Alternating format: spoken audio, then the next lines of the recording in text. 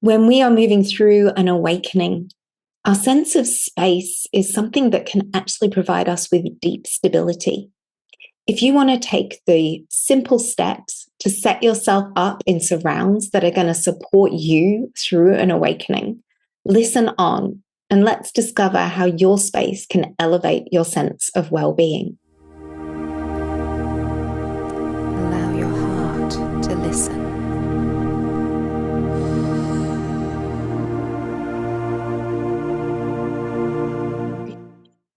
So I'm very pleased that in this episode, we've got the wonderful Talor Stewart, who is an architect in Vermont. He is here to talk to us about conscious home design, how it is that the way in which we design the space that we live in can really help support our deepest needs and sense of security, safety, and wellness, which obviously opens up the door for you to feel really happy in life. And I am just so pleased to have such a professional and specialist here to share his wisdom and knowledge. So welcome, Talor. I'm really, really honored to have you. Thank you for joining. Thank you, Nid. It's my pleasure to be here. I'm honored to be on the show. I really appreciate connecting with you.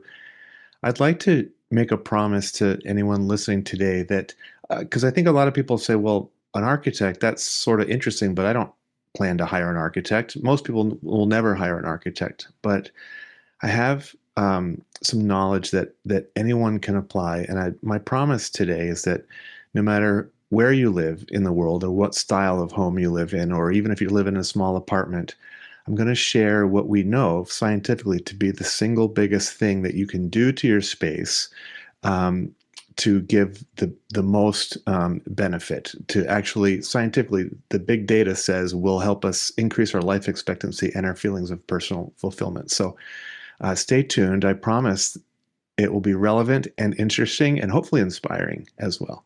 Thank you, Talor. And I think that's a large part of why I wanted to bring you on. And I'm going to share a teeny piece that fits into why I wanted Talor at this point in our series on awakening.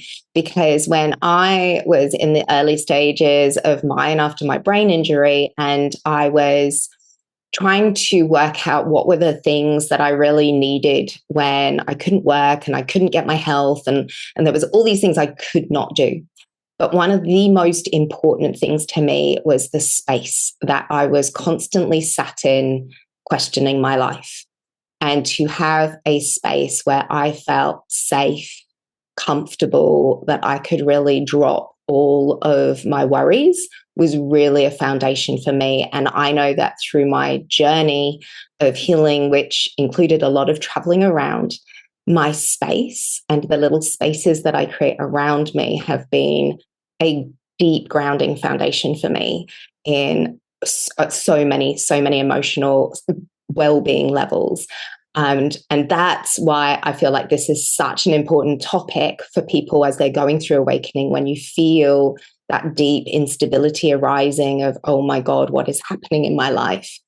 How is it that we can use our space to drop into that feeling of well-being? And I guess, there's starting, I'm starting here from quite a low place, not just from like, oh, I want my place to make me feel really happy, but that is ultimately, right, what grounding in a really beautiful space can do for us, is it lifts and elevates the mood.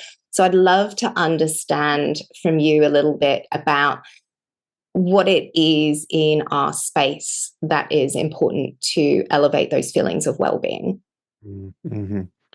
You've really touched on on really the meat of the subject, and that our spaces really can facilitate our experience, of life. Whether and we know this from statistical data that improves children's test scores from one environment to another, or people's recovery rates in healing, from hospital rooms, or even at home if they're convalescing, right? So we absolutely know that it plays an impact. And my work with conscious home design is to we all know about the mind body connection, but I really want to help people put the mind body environment connection to work in their favor, for them, because The mind body environment connection is there. It's always present and it's always exerting an influence on us. What we want is to be able to set things up so that the influence that it's giving us is supportive and helping us. Winston Churchill said, "We shape our buildings, thereafter they shape us." And that's really true, right? Because once we set it up, it's now it's dictating how we move, even what paths we trod, so we really want to make sure that we're intentional about that.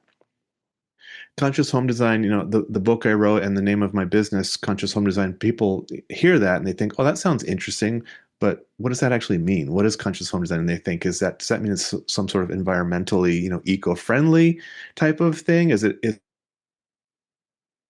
it use alternative building materials? Is it a style? Does it mean it's some sort of new kind of shape or look, aesthetic appeal?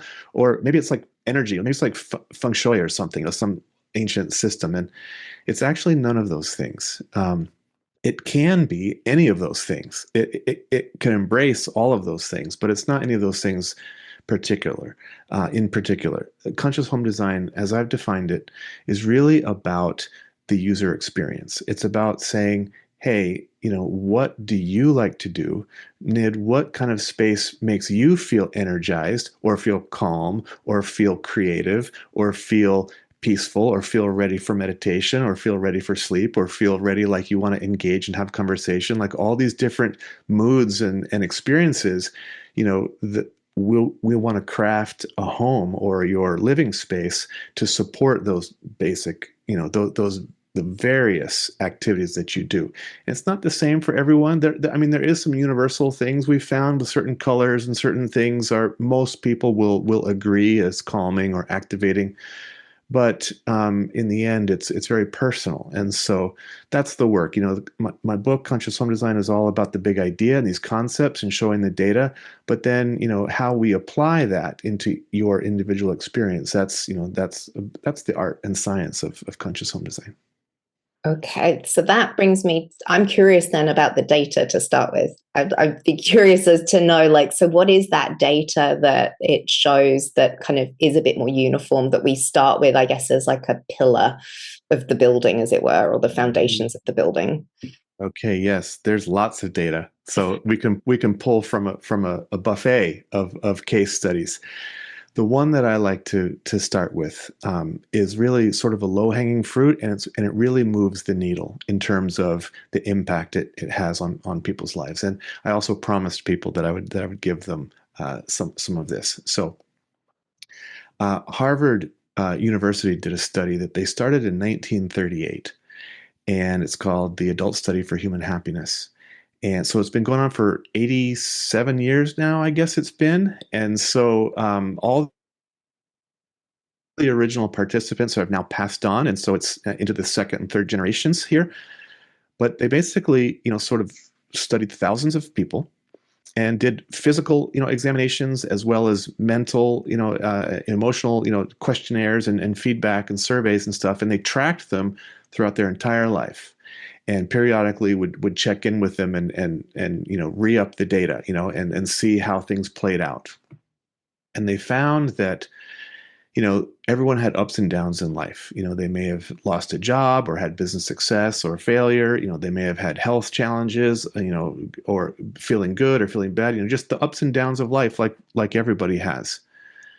What they found is that the single biggest predictor of how long people would live and how happy they would self-report, their feelings of fulfillment, was the quality of their relationships. Not how much money they had, not if their home was fancy, not if they had business success or failure or any of these things. It was really about if they felt connected.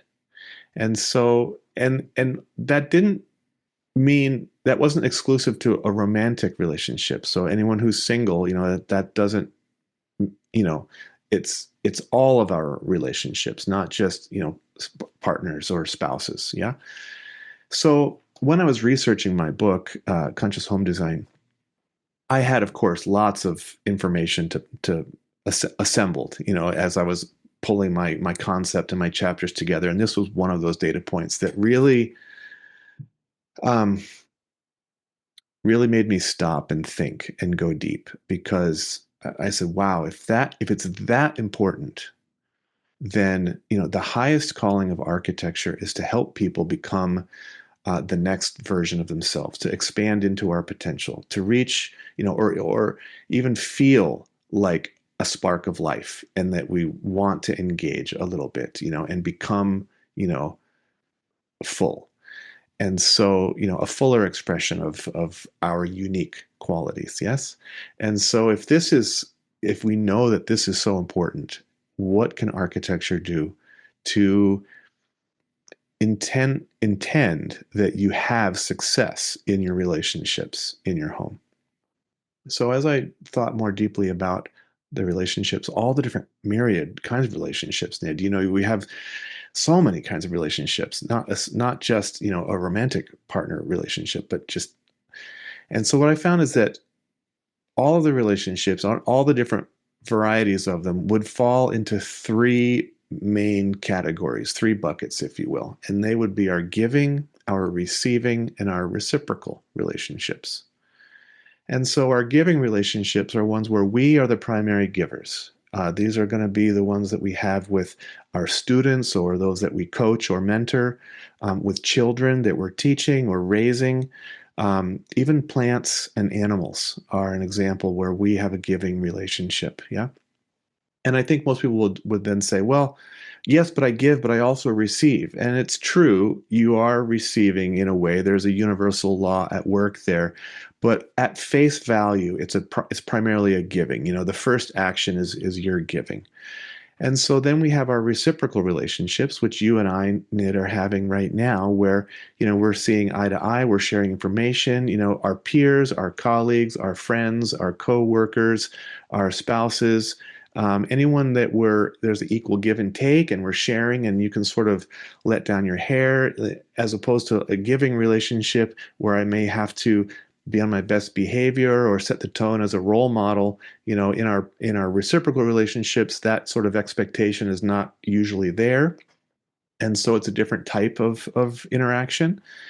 And then, of course, we have our receiving relationships, where we are the beneficiary of someone else's knowledge, wisdom, care, love, support, encouragement, whatever it is. And so that's going to be the relationships we have with our elders and ancestors, our mentors and teachers, and our heroes and spiritual figures, anyone where we're going to get inspiration from and be reminded that, hey, someone is inspiring us or challenging us or encouraging us to be better, or reminding us that we're loved, that there's care available to us out there. And so in conscious home design, I said, okay, let's make sure that every home has opportunity for all three kinds of relationship, um, built into the environment.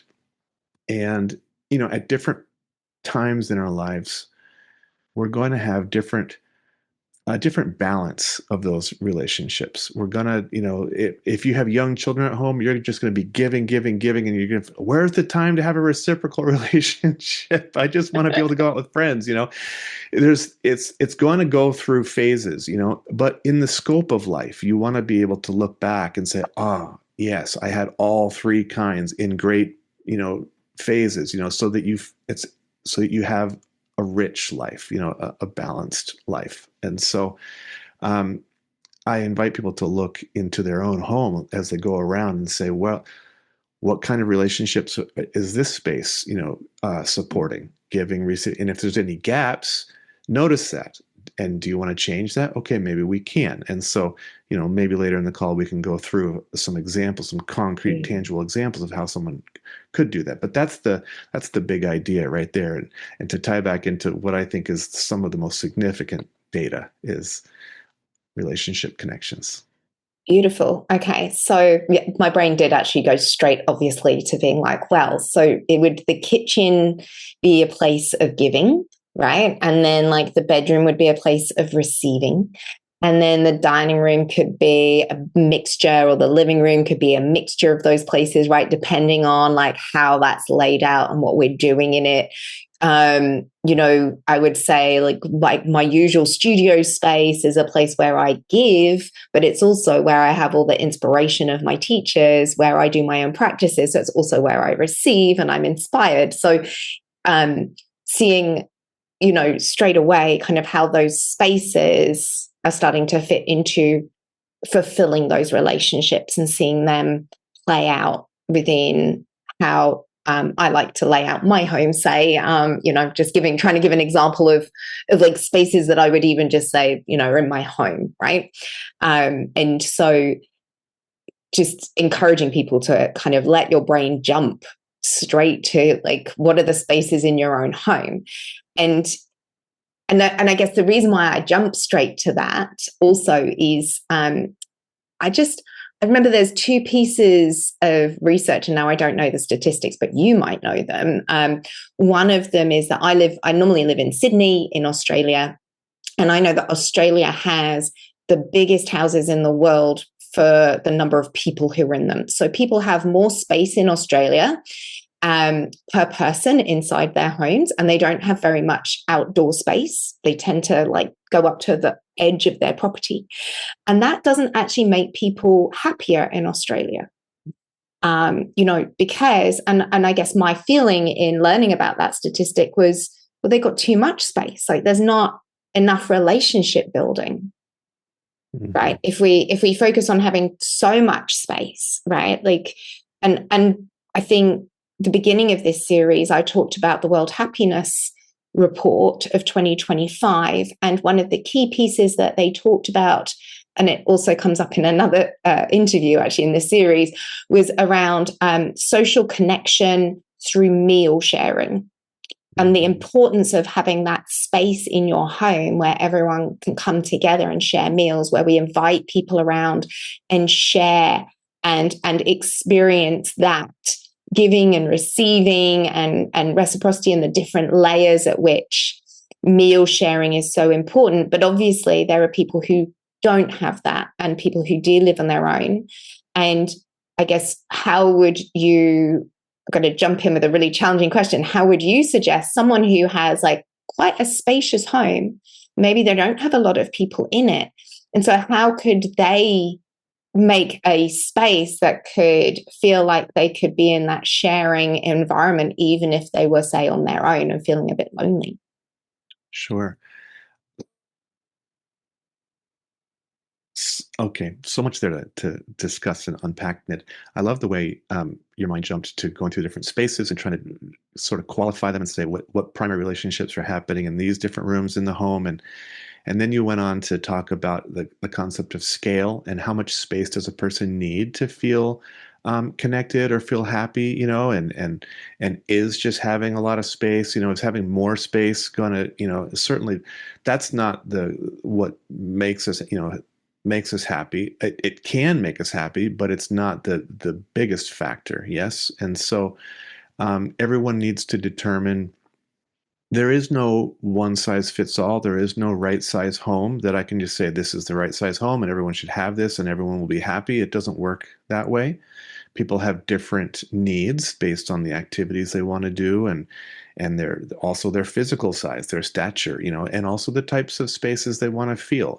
Einstein said that he preferred small, tight spaces with low ceilings that helped him concentrate, if he was focusing, conversely, it's almost like taking all that brain power like a magnifying glass, like the sun, and channeling into a laser beam that's going to set something on fire. And so conversely, the opposite is when we walk into a cathedral, and we have that feeling of lift, of expansion, right? And so these are two very different spaces that are designed to either evoke a different feeling or create or be conducive to a different human experience. And so everyone, depending on what experiences they're wanting to create for themselves, are going to have different spatial requirements. So it's a very individual thing in terms of how that goes. stepping back to the first point, which is the spaces in your home and serving the relationships, and this will tie into your final question about, perhaps someone living alone or someone who has perhaps more space than they need, or if they have space but maybe it's not supporting them fully in their relationships, or what can they do with that space, whether it's large or small, working with the space they have.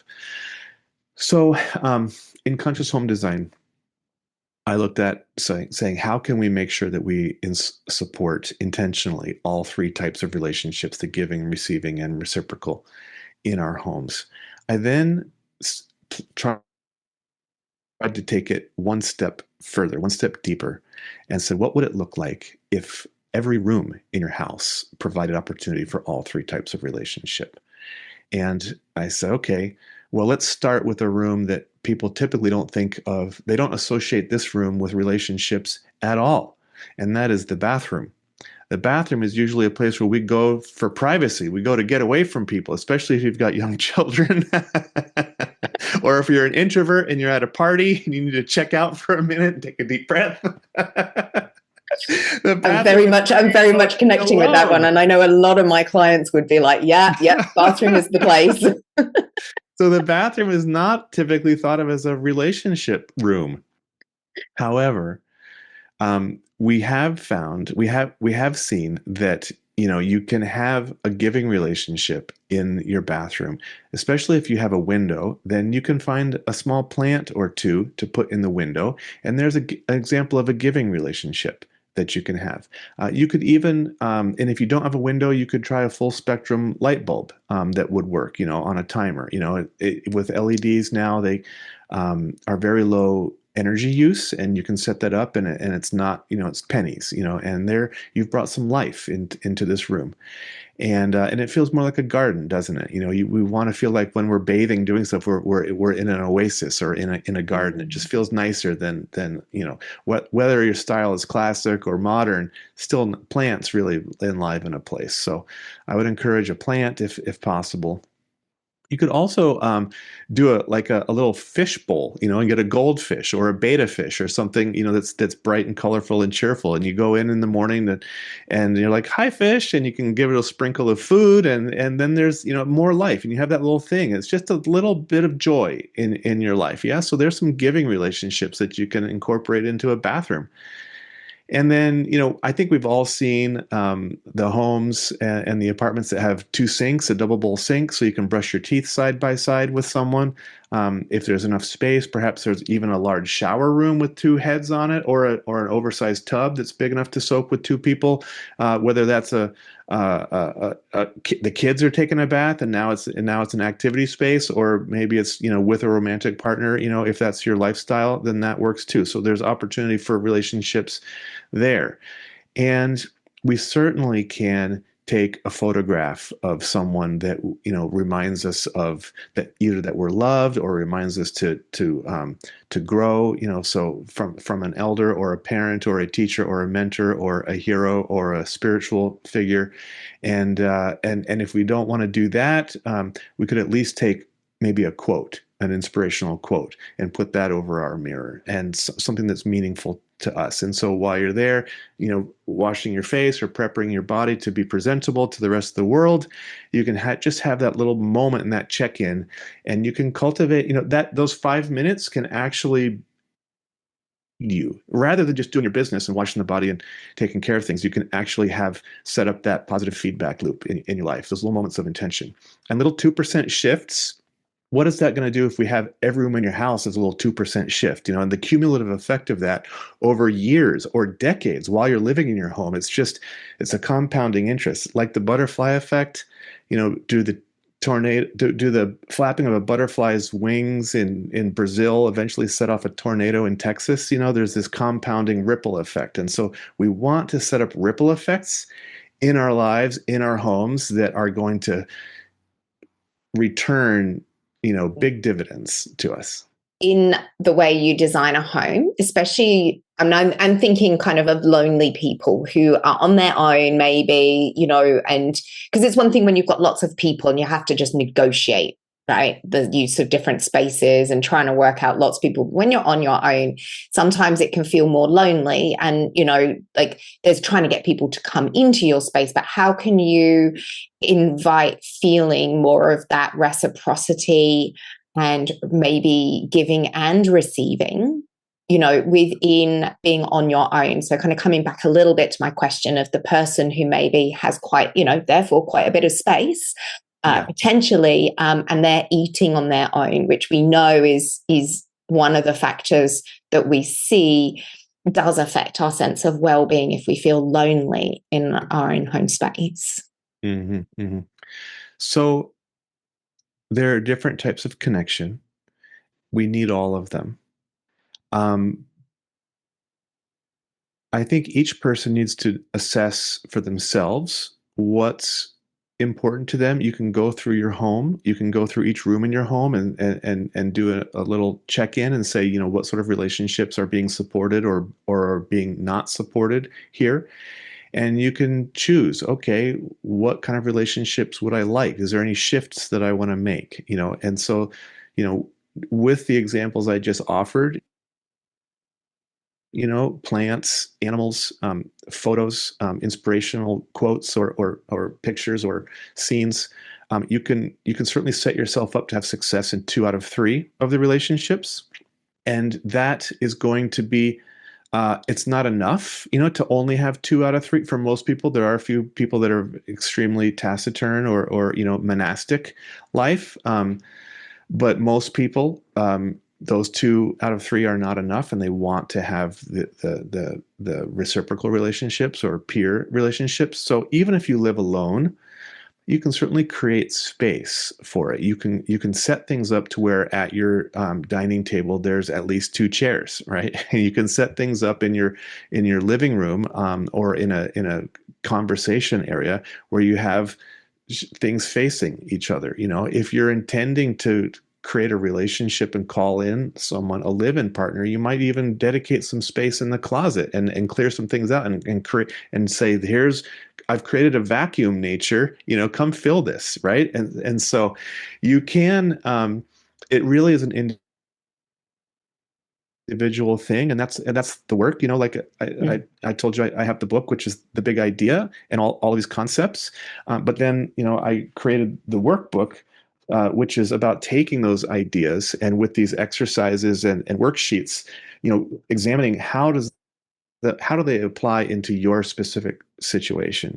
I worked with someone who had 2 master's degrees. One was a master's degree in social work, and the other, and her other master's degree was in a licensed psychotherapist. She read the Conscious Home Design book, and together we worked on the workbook to come up with questions that would draw out those most personal, deep value statements and say, what are you, what would it look like for you? And so I would certainly, if people wanted to go deeper from, what I'm sharing here, into their personal thing, I'm sharing general things, but if you want to take it personal, that's something that people can check out.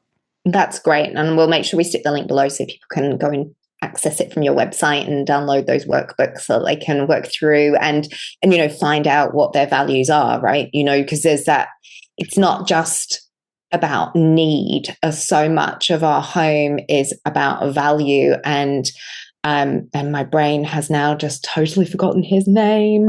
I'm going to have a moment. There's, thinking about how our space, it is the demonstration of our core values. And if you are living in a space that doesn't represent your core values, then you're not really living in alignment with what you actually value. And so your space is a really good place to actually look around you and say, actually, what am I valuing in my life? Right.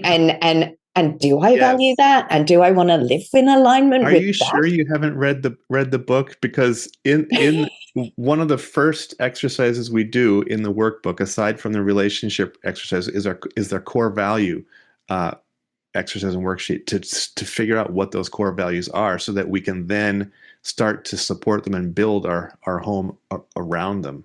No, Yeah. but I do know where it comes from. It comes from the work of, I've still forgotten his first name, DeMartini. So who does work on values and your core values, and how do you live in alignment with your values? And I'll stick a link for that below as well for people. But it's really useful. I think a lot of the time we can not realize that we are not, well, we can be living values that are other people's, that are societal values, and actually they're not really aligned with what you really will feel fulfilled and happy from. And then, and what is that around you? And then if you're sharing space with other people, how do you negotiate those values with other people, right? And do you share, because we don't have exactly the same values as our partners or our family. And so how do we balance that with one another so that we share space and value that in the same way? And this is arguments about how things are cleaned up, where things go in a place, does it have a place or not, right? Those kind of parts of how we share space with others is so much a part of those values. So I think it's really wonderful to have a place where it's not just about basic needs, but it's also value, because that is that elevation of that sense of well-being, that actually when you're in alignment with your values and and you can see that you're living them, it takes a lot of stress off you. It's extremely fulfilling. I love the words you're saying. It's where you and I are in great alignment. And I also, respect and acknowledge your sensitivity to these issues, about how the space really can, um, uh, if it's in alignment, if it's in harmony, then it really does, because it really does support us. It really sets us up for success, because every step we take, even a tiny one, in the direction of our goals, of our dreams, or of our values, is going to set up a positive feedback loop. And you're going to feel like, you know what, maybe I was only able to do this thing for 5 minutes, and I really wish I had a half an hour to do it, but at least I took a step in that direction. And so you say, and I promise I'll find time to get a good session in later on. But even that little 5 minutes that we take, that little step we take in the direction of our dreams and goals and values, sets up that positive feedback loop and gives us a sense of feeling like, you know what, my destiny is in my hands. I have the ability to control my future, to take charge of my life. And this lets people feel like life is possible, right? It's when people feel like nothing is in alignment, I don't have any control, my world is not supporting me. This is a very depressing and even hopeless state of being. And my work is to try to help people rearrange their environment so it supports them. And rather than feeling like it's a weight that they're dragging or having to push against, it's actually an engine that's lifting or driving them into the future, that they want to create for themselves. And so, the the built environment can either cause a lot of friction or a lot of grace, depending on how we shape it for you. And so I'm mindful. I have one other question that I want to ask you about before we come to the close of our conversation, but you have just brought up one thing that I would like to address, which is having too much stuff and needing to clear out our space. My Because goodness. this does come